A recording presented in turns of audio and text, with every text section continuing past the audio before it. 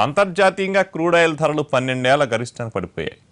రానున్న రోజుల్లో మరింత తగ్గుతాయని చెబుతున్నారు. కానీ ఆ ప్రభావం మాత్రం మన దగ్గర కనిపించడం లేదు. ఇందుకీ మన దగ్గర పెట్రోల్ రేట్లు తగ్గుతాయా లేక పెరుగుతాయా?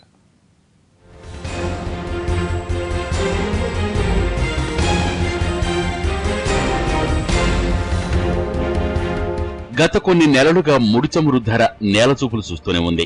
తాజాగా ఇరాన్, సౌదీ సంక్షోభంతో 12 ఏళ్ల గరిష్ట స్థాయికి పడిపోయాయి. ఆ మధ్య $100 దాటిన బ్యారెల్ ధర ఈ ఏడాది $30 దిగువకు పడిపోతుందని చెబుతున్నారు. అయితే అంతర్జాతీయంగా ముడి చమురు ధరలు పడిపోయాయని మనం ఏం సంతోషపడాల్సిన పని లేదు.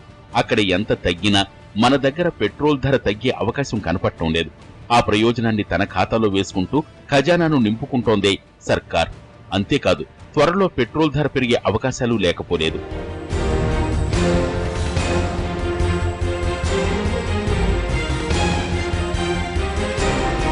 తగ్గిన ధరలను ఎక్సైజ్ సుంకం రూపంలో దోచేసుకుంటున్న కేంద్రం మరోసారి ఎక్సైజ్ ట్యాక్సును పెంచాలని యోచిస్తోంది.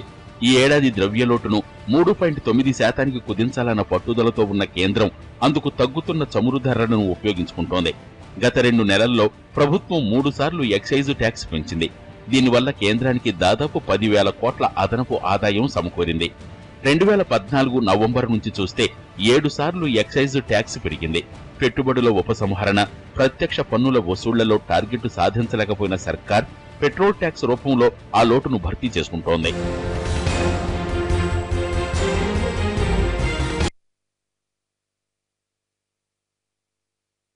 ఎక్సైజ్ సుంకం పెంపు భారం నేరుగా ప్రజలపై పడకపోయినా వినియోగదారులకు అందాల్సిన ప్రయోజనాన్ని లాక్కున్నట్లే. పెట్రోలియం కంపెనీలు ధర తగ్గించిన వెంటనే ఎక్సైజ్ ట్యాక్స్ పెంచుతూ ధరల తగ్గింపు ప్రయోజనం ప్రజలకు చేరకుండా చూస్తోంది మోడీ సర్కార్. ఆ మొత్తాన్ని ఖజానా ఖాతాలో వేసుకుంటోంది. 2014 నవంబర్ నుంచి ఎక్సైజ్ ట్యాక్స్ పెరగకుండా ఉంటే లీటర్ పెట్రోల్ పై 10, డీజిల్ పై 10 రూపాయల ఊరట దక్కేది.